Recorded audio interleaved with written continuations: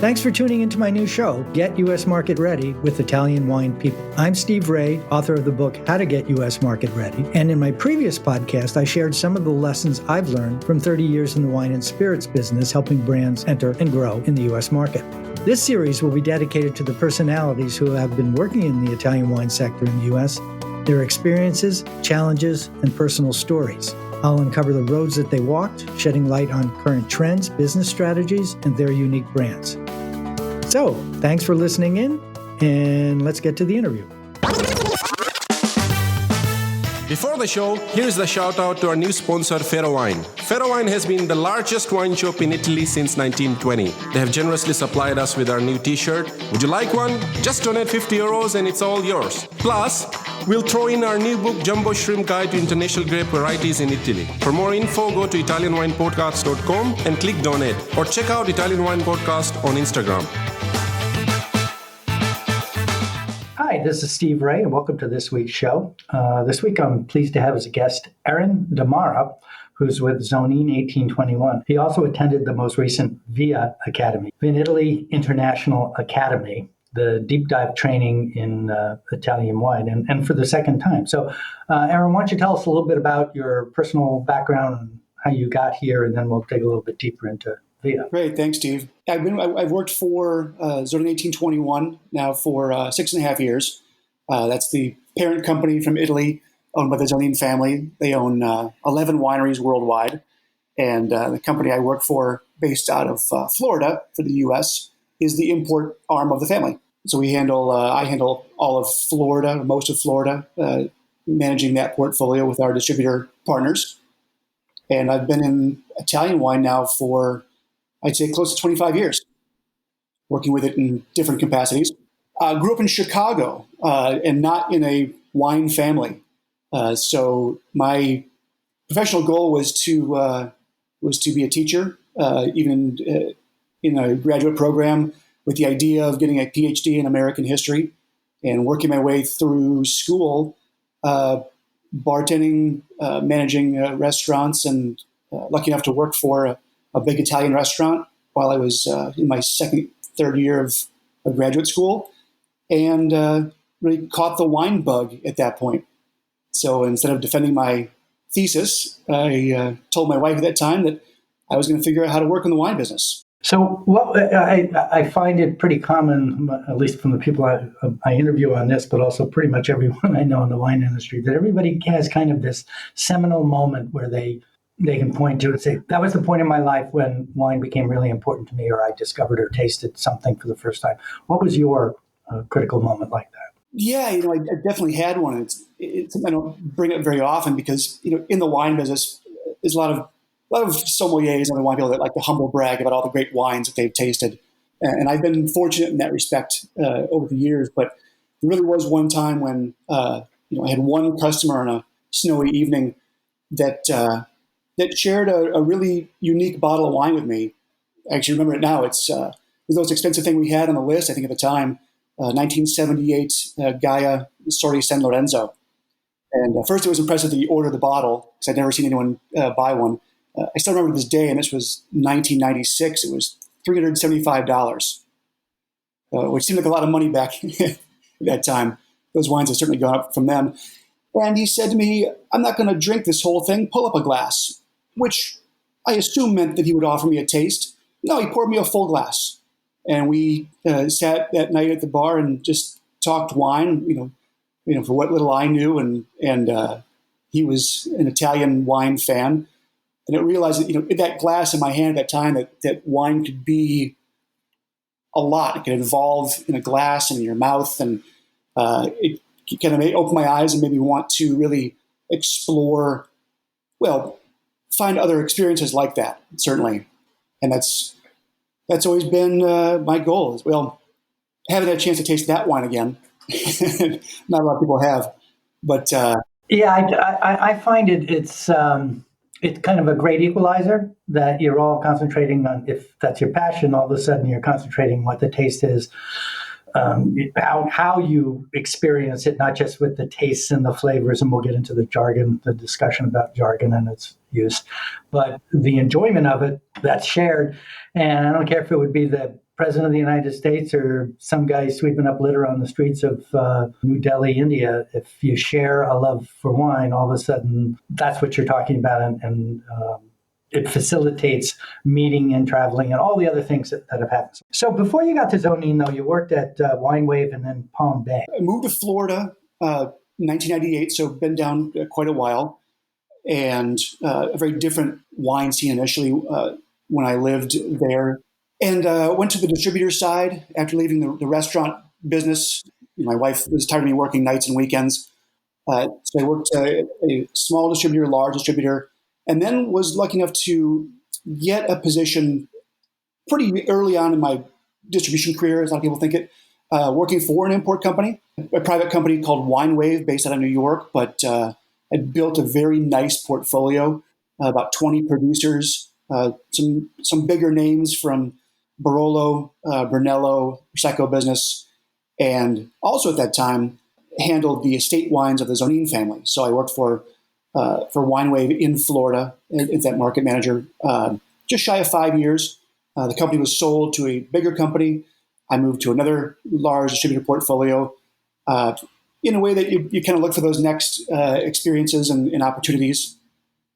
And that was a little more travel than my wife and I were used to, especially with young kids. So I did leave the business for a short time, did a little consulting, mostly stayed home with my infant daughters. And then, for a couple of years, kind of planned the next move, whether it was going to be, back into the restaurant business or back into the import side and that distribution side, which I found I really loved.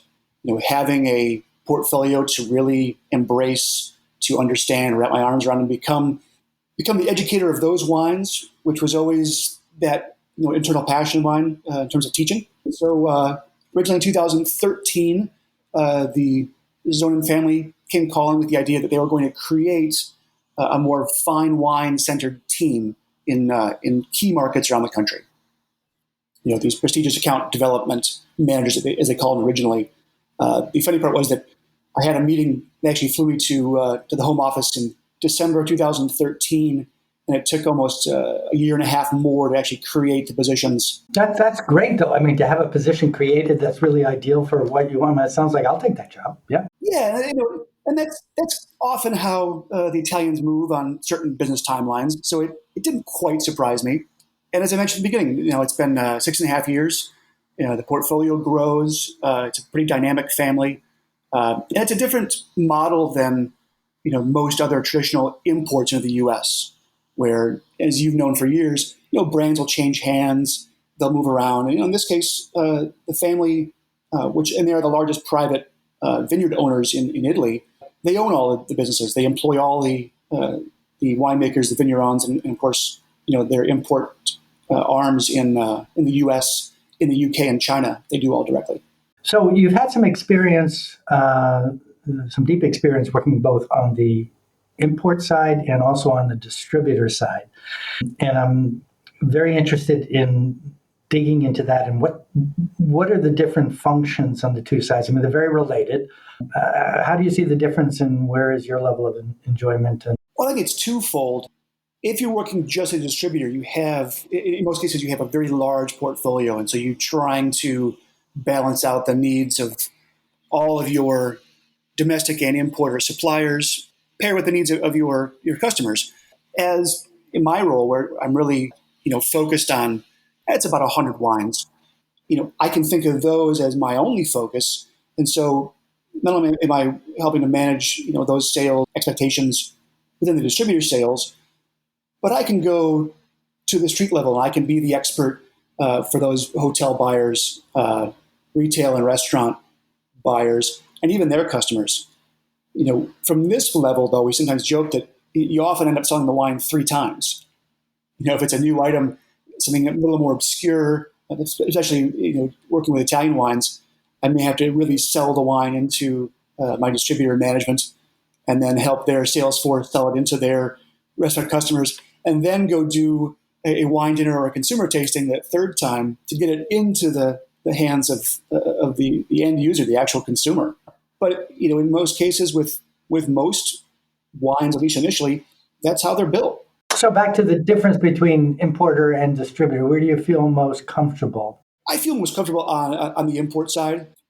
I like being part of that liaison between, these hundreds of families. In my case, in Italy, Chile, we also have other brands that we're bringing in. But, being that representative of a portfolio, being identified with a certain type of wine. So, having sold wine in Florida now for 20 years, most of it being Italian, there's two things my customers recognize. I haven't been able to shave my goatee in like 20 years. I think I might lose my identity in the market. And also that I'm a go-to person for Italian wine questions, even sometimes if they're not my direct brand. So you're the go-to guy with the goatee. Yeah. Okay, so let's circle back to VinItaly International Academy, which we've been talking about.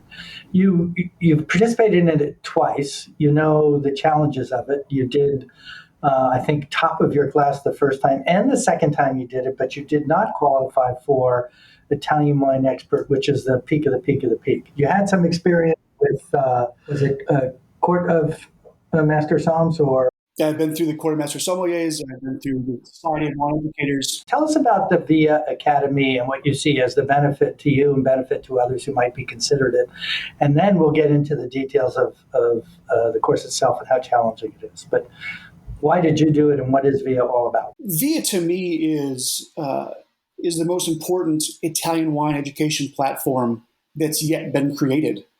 It is, it's a deep dive into initially all the native grapes of Italy, and has evolved very nicely into really, creating an education system where you understand the grapes of Italy, the wines created from them, the regions from which they come, the soils, the local foods. It's more all-encompassing than anything I've ever experienced in any particular wine education. Is that because of it's focused on one country, or is it the level of academic rigor? Well, it's certainly both. When I've been through other wine programs, and when you talk to people that then start with studying France and California and eventually move on to Italy, it's often the last country they want to tackle because it's the most complex, because the pronunciations can be laborious, and there's just so much to know. And there are so many important wines to know that you can't discount, more than say, 100 or 200 different wines and still leave you 200 or 300 to really have to understand to know that country. Talk about how the VIA program has evolved from the first time you did it to the second time. Well, I first heard about it, I believe in 2017. It had been, I think at that time it was second or third year.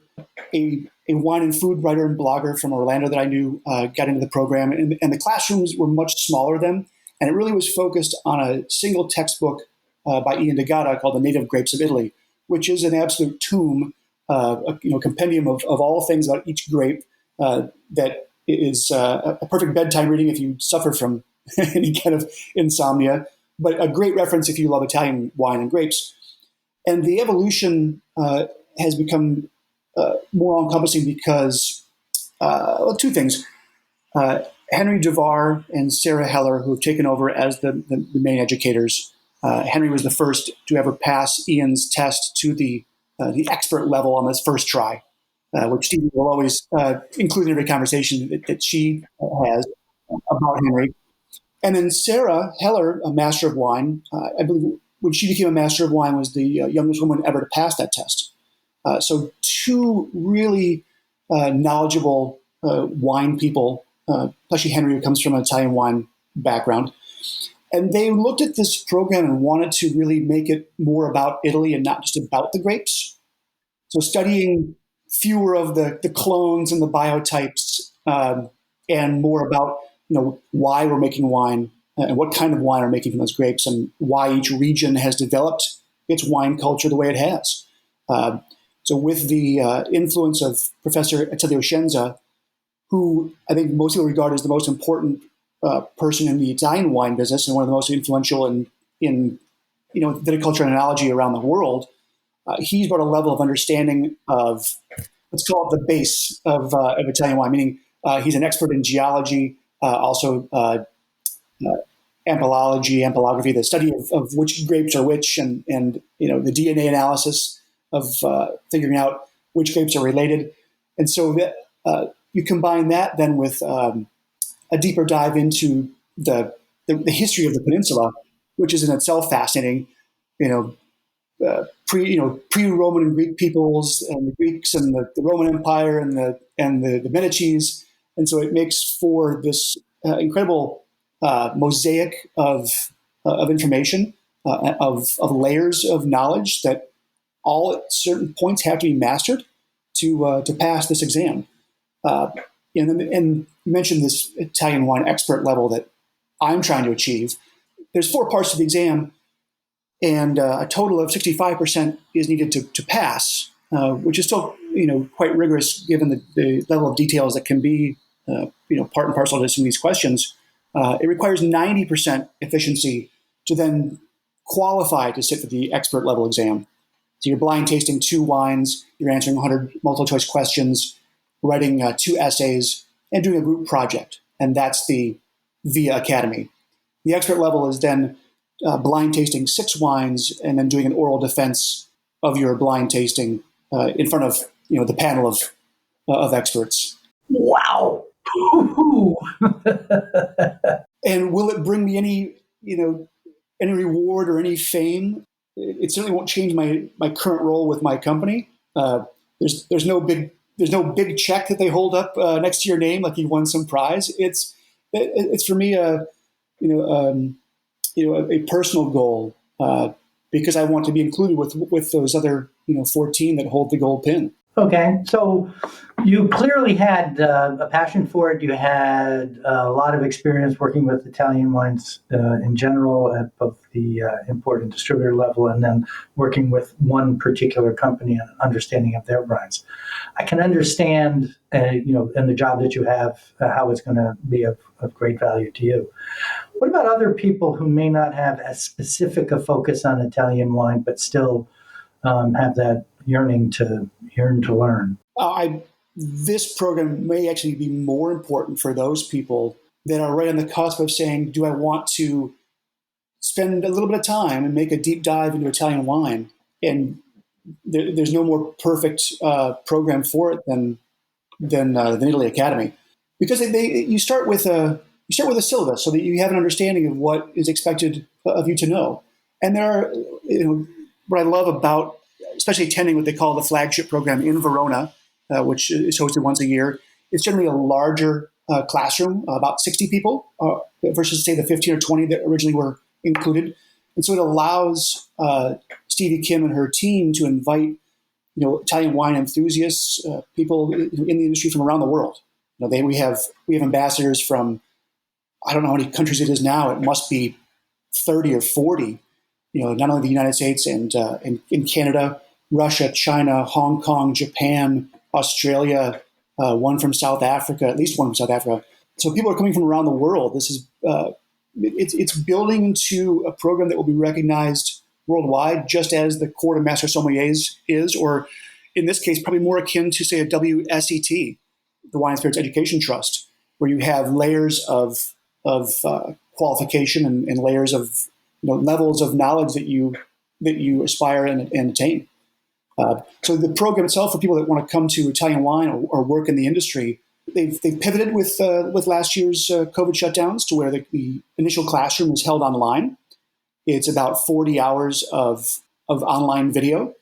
It's expected that you do a lot of homework in that time. That was where I was going. So there's the class, but then there's all the thing to get to the point where you can even qualify to get into the class. It could be daunting for some people to think about it, but when I sat for the exam the first time in 2019, I spent probably 100 hours preparing, not knowing quite what was on the test, and created a 4-inch binder with a page for every grape and a page for every region, into which I could then put more notes.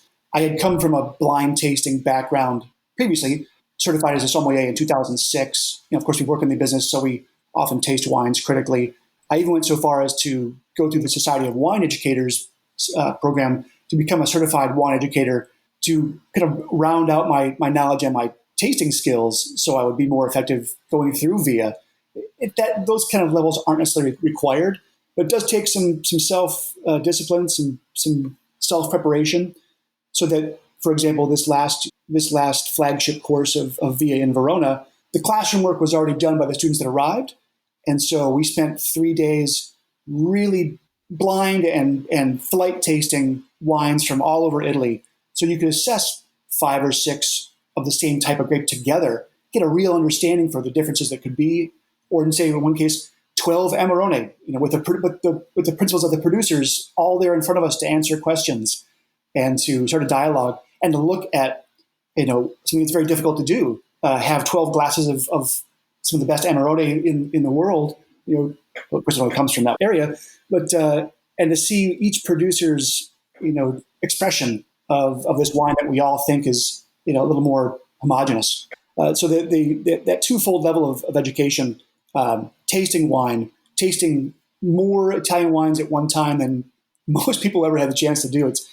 I believe we averaged about 80 a day in terms of tasting through the afternoon, which to a lot of people sounds like the best happy hour ever. Yeah. But it's certainly, you're still there to learn. So it's it's critical. I mean, you're not there just enjoying the most important employees, the most important crew, in VIA are the young ladies and men who take care of the pouring of the glasses and the emptying of the spit buckets. Nothing moves without them. And making sure that it's correct. I do know Stevie's team quite well. I've spent a lot of time there with them, and very impressed by all the people who work with her. She's a pretty tough boss, I understand, but we'll just leave it at that. So talk about some of the other students that you met each time in the class, and maybe some of the things that have happened to them and how the class has benefited them in their careers or personal lives. I have so many friends from my 2 years of VIA, and you've done a great job of connecting this community, more so than any other wine community that I've ever been a part of. So I have another ambassador friend who lives in South Florida, in Miami, and he came to Italian wine as a wine store owner. So after he became an Italian wine ambassador, he opened, at least in Florida, the first Italian-focused wine school. Now, it's many things like that have been put on pause because of COVID, but that is his goal, to be able to educate people at the consumer enthusiast level, and then drive sales for his store. There are a couple of Italian wine experts, in Canada that run traditional wine schools with VIA educating being part of their broader goal of, say, WSET or other wine education platforms. A couple managers of big portfolios. Haley Black is a Italian wine expert for a big portfolio in Seattle, and then some surprising people that have passed because they don't come from a true wine education background. The marketing director for an Italian import company in New York just works for a company that said, "I want to be more of an Italian wine enthusiast." So Annie, studied and passed this year in Verona, or one of the more unusual entrants in the 2019 program, Kyle, who at the time was a physician for the U.S. Navy based in Sicily, living in Italy, living the dream, I suppose you'd say, right? It didn't come to VIA from any kind of wine background, but had the passion and had the drive. And when he passed, it wasn't to surprise anyone, but it was exciting to see people that can embrace Stevie's creation here and become Italian wine ambassadors. And I think anytime if you're in the Italian wine business, you're sort of out there being either a formal or informal ambassador for the wines. Because like we said, the test is not easy to pass. I have a couple of friends who've taken the exam a couple times, haven't quite got to that level in one form or another, but they're some of the best blind tasters that I know. And they run important either portfolios with distributors or have run wine programs for some of the best restaurants or retail stores in the U.S. So that little pin that we get at the end of the VIA ceremony doesn't define someone as an Italian wine expert or ambassador. But any kind of exam like this, you're certainly putting yourself out there, setting yourself up occasionally for failure. And so, even for me, pass or fail the first time, I knew I was going to try until I got through it. So let's turn it a little bit to talking about consumers. One of the issues I have not taken via and probably won't because I don't have that level of knowledge. The good news is I know where I can find that information. But we in the industry deal with consumers who don't know that much, don't care that much, want to know a little. Sometimes I think about them as factoids like USA Today, little snippets of information that don't really mean much, but give them something to talk about at dinner. And yet, oftentimes we'll have people over for dinner at our house, and I say, would you like an explanation of the wine? And the answer is no. And then they get back to talking about whatever, was the subject of. How do you translate, or so much, right? And I imagine the desire there is to share, but most consumers don't want to know that level of detail. Exactly. It really is the old adage of, if you ask me what time it is, you don't want to hear me describe how a clock is made. And I always try to temper, my information and my enthusiasm, if I can, with my audience. So, like the last, consumer wine dinner I did, which was one of the first ones after the reopening of COVID. I made first and foremost a point, and this was a country club setting with about 150 people. I said, this is not an Italian wine class. I'll tell some anecdotes. I will share as much as you'd like to know about the wine. But if you want me to give you a seminar, we'll organize something different. The way I think about Italian wine is that as technical and deep as some of the information can be, the Italians don't ever really take it that seriously. I was always taught, and I was lucky to work for an Italian sommelier, who said, first and foremost, this is a condiment on the table for us. A condiment? Oh, for Italians? Yes. It's wine is part of the table setting, and it simply adds to the meal, and you wouldn't have a meal without it. So, we can share different information in different levels of knowledge. As I talk to, say, a distributor's sales team, but I even might not give the same amount of information or same type of information if I'm talking to the restaurant and fine wine sales team versus the team that's selling to grocery and retail chains. You only sort of need to know as much as you need to make the wine saleable. And then for, say, friends of yours or friends of mine that come over for dinner, they don't want to hear the technical information about how the wine was made. And that's like asking how the sausage is made. I want to know what it goes with, maybe something fun about the town or the winemaker, if you know it. Or most often the case, is there a second bottle that we can open? Last question before we get into the wrap up here is, what about smaller markets? You're working in the Florida market. I'm from New York originally.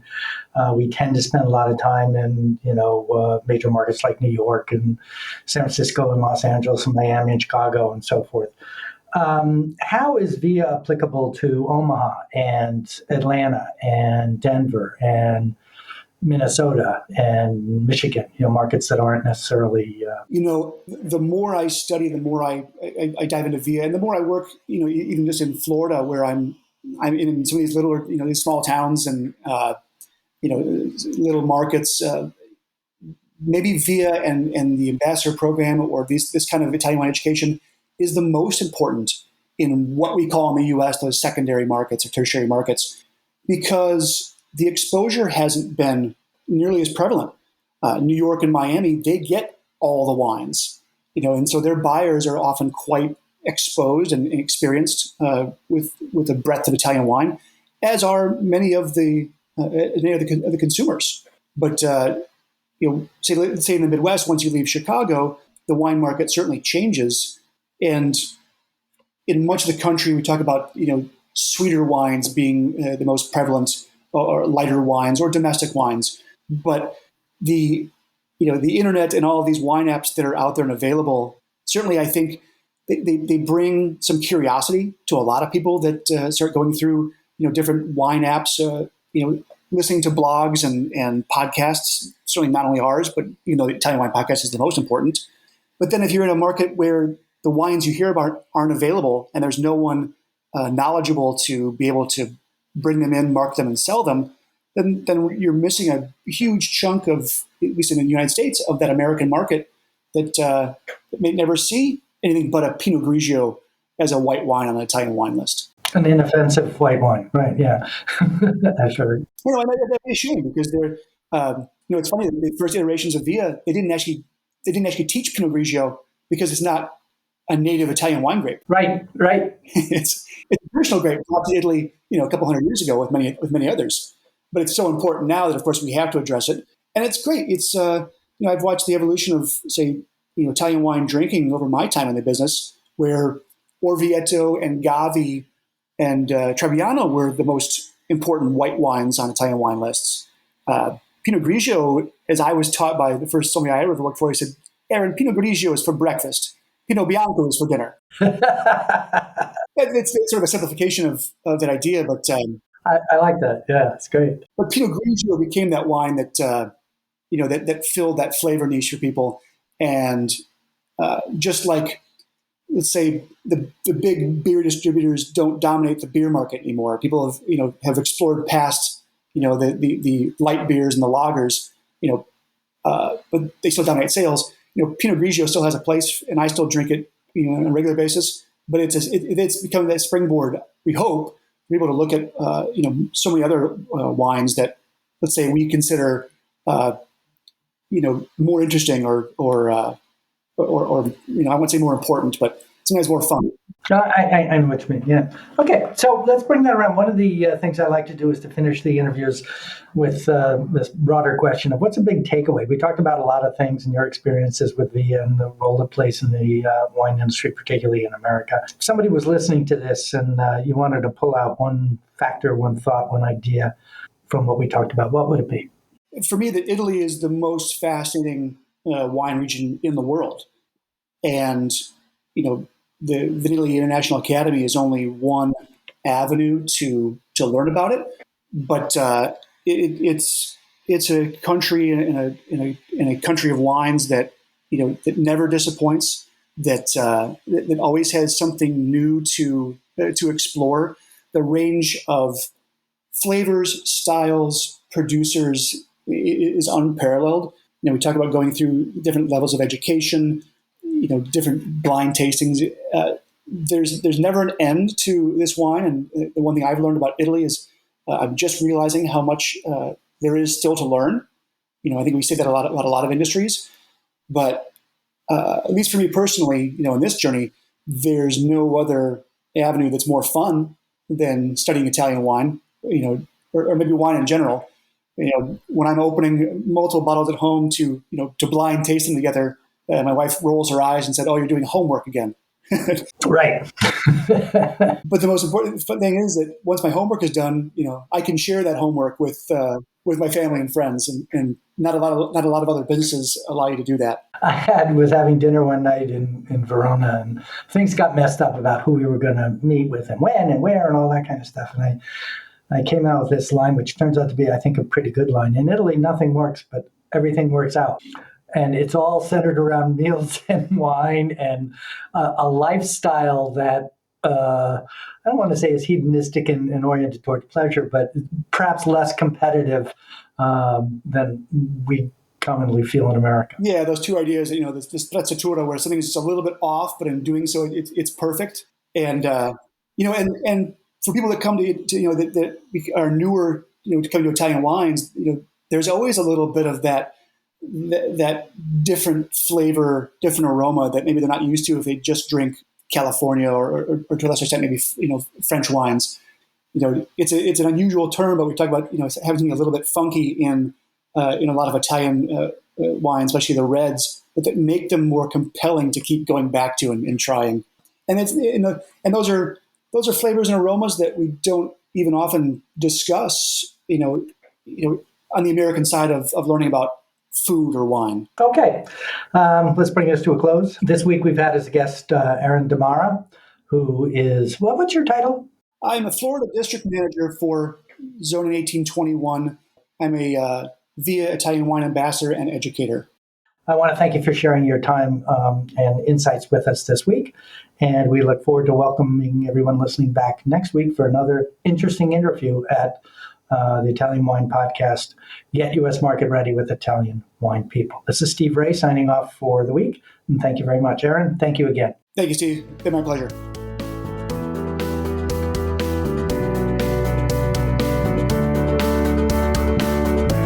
This is Steve Raye. Thanks again for listening on behalf of the Italian Wine Podcast.